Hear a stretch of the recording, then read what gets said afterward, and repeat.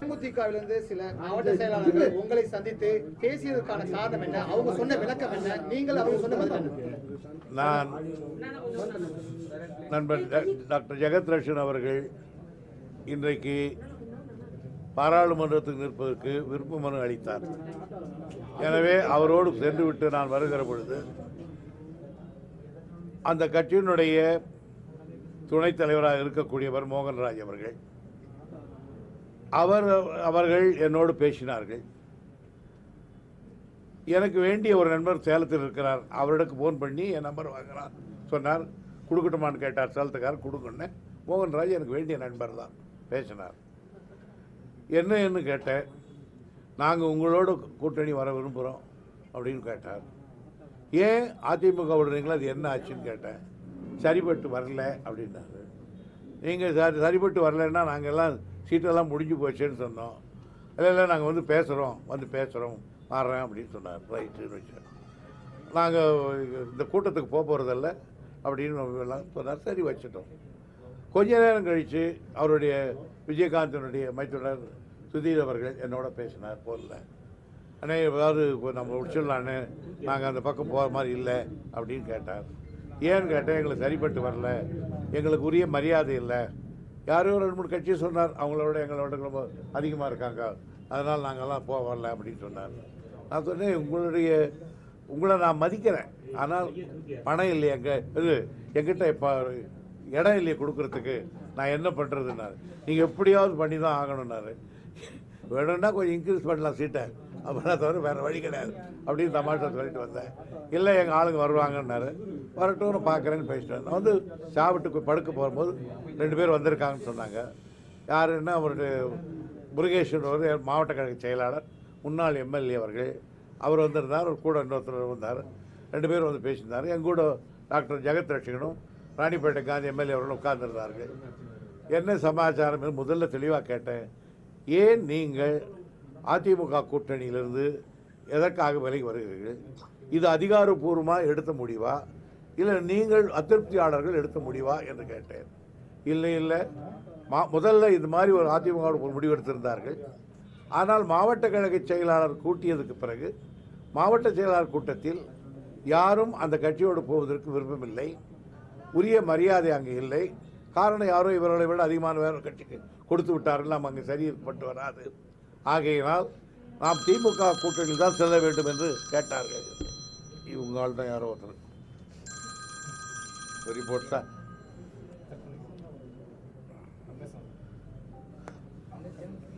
இது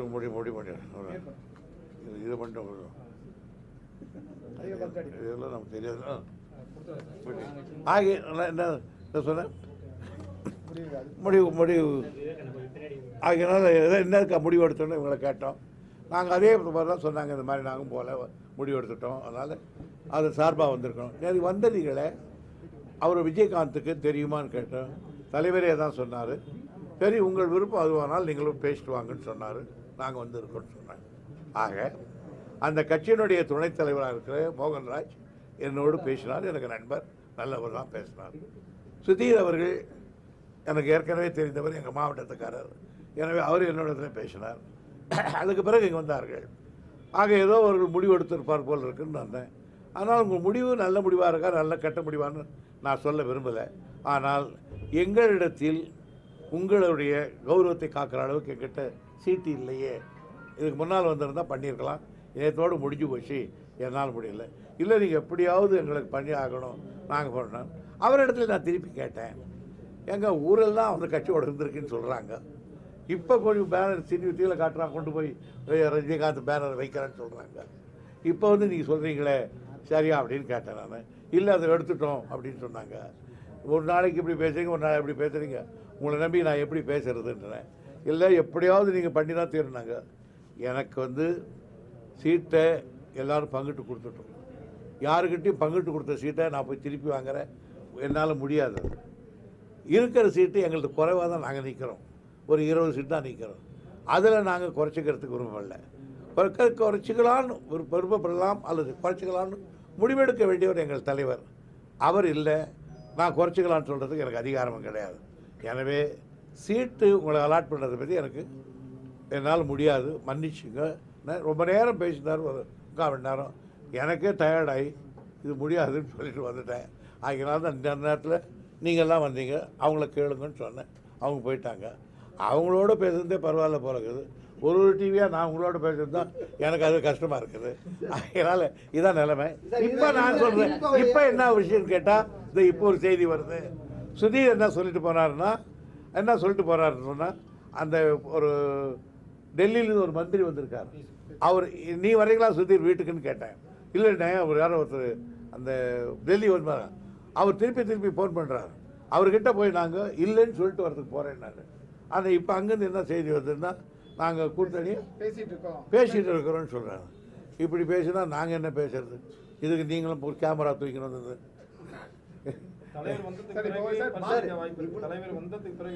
சார், நீங்கள் முதல்ல அவங்க ஒரு ஸ்டாண்டுக்கு வரணும். என்னோட இவ்வளோ பேசிட்டு மறுபடியும் அங்கே போய் சுதீர், அதே சுதீர் நாங்கள் அதிமுகவோட பேசிக்கிட்டு இருக்கோம் அப்படின்னு சொன்னால், இவங்களை நம்பி எப்படி நாங்கள் பேச்சுவார்த்தை துவக்கிறது? இவங்களை நம்பி எப்படி இது பண்ணுறது?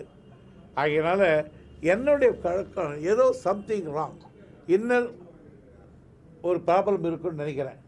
சேர்றது, அந்த கட்சியோட சேர்றது எந்த கட்சி எரியாத கட்சி மாதிரி. அதிமுகவோட சேரலாம் சேரக்கூடாதுன்றது 2 கட்சி இருக்கும் போல் இருக்கு. அது என்னன்னு எனக்கு தெரியாது, உண்டோ இல்லையான்னு எனக்கு தெரியாது. இன்னொரு கட்சியை பற்றி நான் எந்த விதமாக குறை சொல்வதற்கு தயாராக இல்லை. ஆனால் என்னிடம் பேசியவர்கள் மிக கண்ணியமாக பேசினார்கள். நானும் அவரிடத்தில் எங்கள் நிலையை தெளிவாக தெரிவித்து விட்டேன்.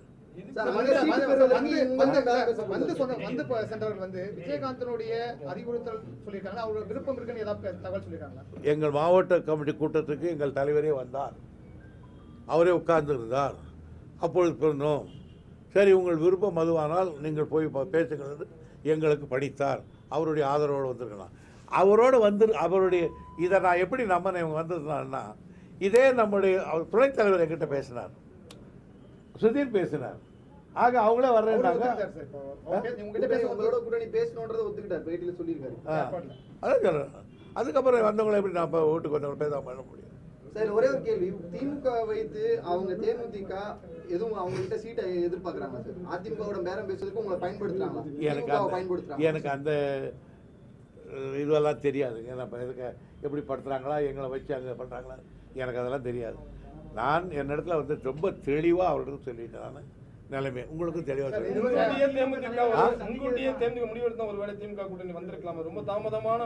நான் அப்படி சொன்னேன். நீங்கள் உங்களுக்கு இந்த மாவட்ட செயலாளர் கூட்டத்தை முதல்லயே நீங்கள் எடுத்து போட்டிருந்தீங்கன்னா அப்போ ஃபேக்ட்ஸ் தெரிஞ்சிருக்கும், நீங்கள் வந்திருக்கலாம். நான் இப்போ இவங்களுக்கு நிறைஞ்சிக்கிறது கொடுத்துருக்கலாம்.